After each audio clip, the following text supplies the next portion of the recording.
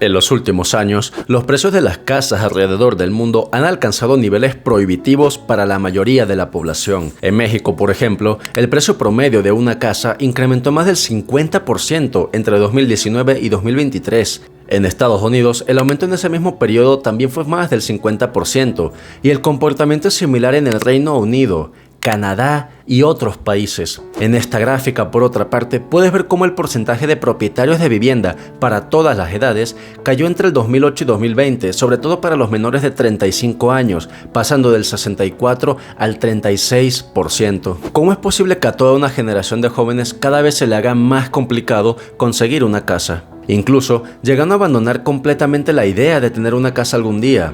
Estos aumentos de precio son razonables. Hay algo detrás que explica esta tendencia y, lo que es más importante, seguirán aumentando hasta un punto de no retorno. Para el final de este video tú vas a entender cuáles son los 4 factores que explican el encarecimiento excesivo de la vivienda, por lo que si te está gustando, por favor considera suscribirte al canal y compartirlo.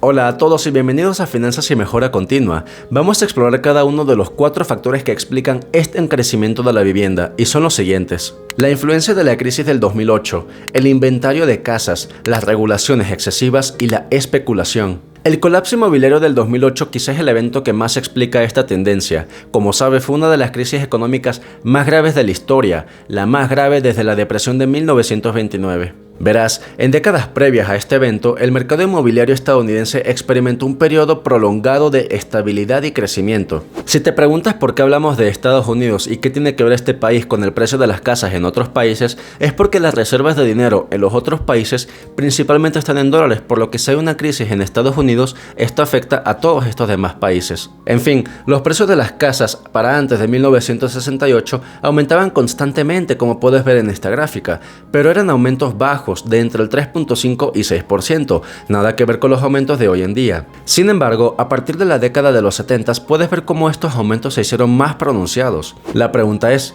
¿por qué? ¿Qué pasó?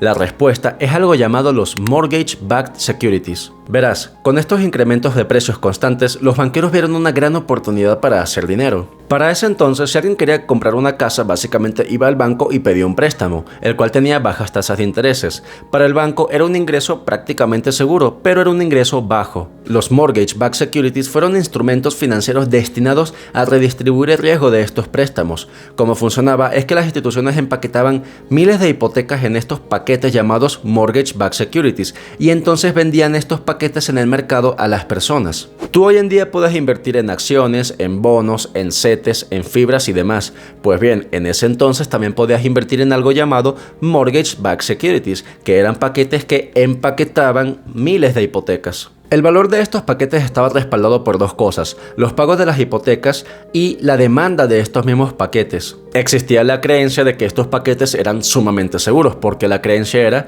pues, ¿quién no paga sus casas? ¿Quién no paga su hipoteca? Y entonces miles y miles de personas se lanzaron a invertir en estos paquetes. En consecuencia, aumentó la demanda de los Mortgage-Backed Securities y por lo tanto su valor, y con esto los inversionistas ganaron mucho dinero. Los bancos también hicieron muchísimo dinero, porque si el valor de estos Mortgage-Backed Securities incrementaba, entonces estas instituciones podían vender los paquetes a cada vez más precio. Y claro, el problema de esto es que por la ley de la oferta y la demanda, si la demanda de algo incrementa, entonces también su precio. A partir de este evento se dio una fiebre masiva en la que millones de personas estaban adquiriendo sus casas y en la que los bancos daban préstamos sin revisar el historial crediticio ni el perfil de riesgo de las personas, con el simple objetivo de hacer cada vez más dinero. La situación llegó a ser tan absurda que en esos meses se conoció la historia de un stripper que con tan solo 22 años había comprado 10 casas que adquirió en menos de 90 días. Un banco podía recibir la solicitud de una persona por ejemplo, $200,000. El banco entonces aprobaba el préstamo,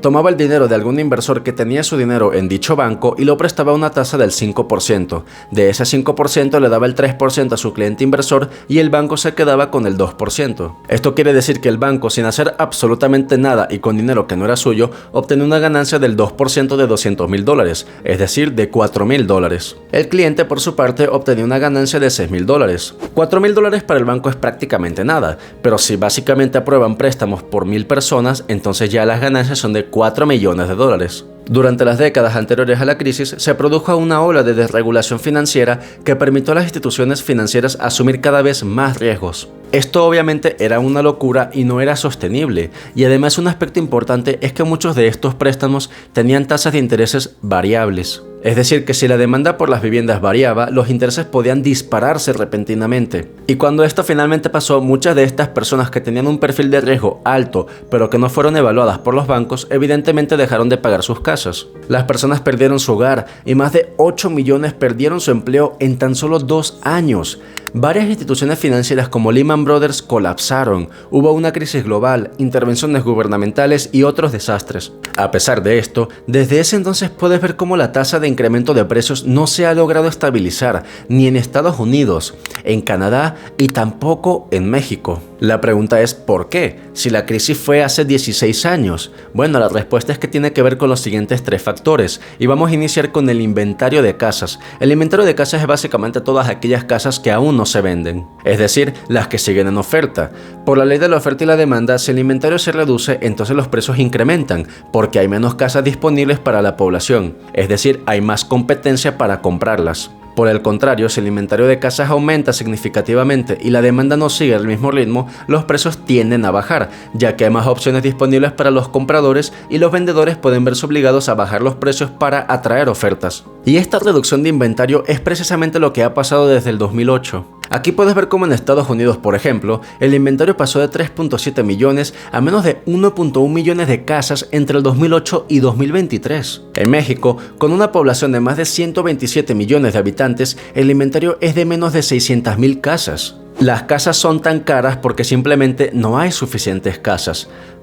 Pero ¿por qué no hay suficientes casas? Y seguramente hay un montón de terreno y también un montón de desarrolladores. Bueno, la razón es muy sencilla. Las casas ya no son percibidas como lugares para el hogar. Las casas son inversiones, son instrumentos para que las instituciones bancarias, fondos de inversión y demás empresas constructoras hagan dinero. Por supuesto que se pueden construir más casas, pero si se construyen más casas entonces la oferta aumentaría y con eso los precios de las casas disminuirían, lo cual sería una excelente noticia para los consumidores, pero sería una mala noticia como negocio porque ya no estarían haciendo tanto dinero. También es cierto que el precio de los materiales ha aumentado, pero esos incrementos no son equivalentes a los que se refleja el mercado inmobiliario a lo largo de los años. Los bancos obviamente tienen un interés muy grande en hacer que los precios permanezcan altos para así hacer más dinero. En esta gráfica sumamente reveladora, puedes ver la exposición de inversión de algunos de los bancos más grandes del mundo en el sector inmobiliario. Estas inversiones incluyen casas para habitar, oficinas, infraestructura, casas de inventario, etc.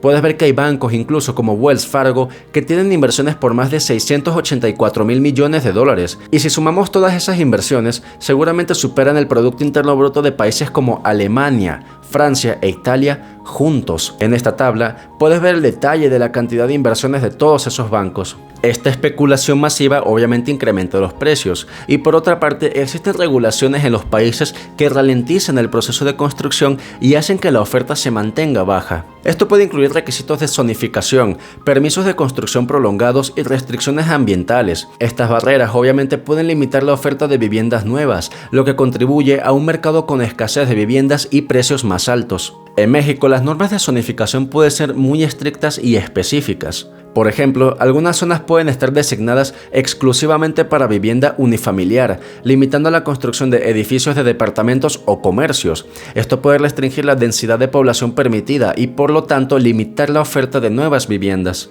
Por otra parte, obtener los permisos necesarios para iniciar un proyecto de construcción puede ser un proceso sumamente largo y complejo. Los desarrolladores deben obtener una serie de requisitos y obtener la aprobación de un sinnúmero de agencias estatales, lo que puede incluir estudios de impacto ambiental, de movilidad y aprobaciones de seguridad estructural, entre otros. Y este proceso puede extenderse por meses e incluso por años, retrasando el inicio de la construcción. Por supuesto, las normativas técnicas para la construcción establecen estándares que deben cumplirse en términos de materiales, diseño estructural, instalaciones eléctricas y sanitarias y medidas de seguridad. Y por supuesto, las medidas de seguridad son importantísimas y no deben saltarse, pero muchas de estas medidas lo que hacen es ralentizar el proceso de construcción, limitar la oferta de la vivienda y por lo tanto mantener los precios elevados.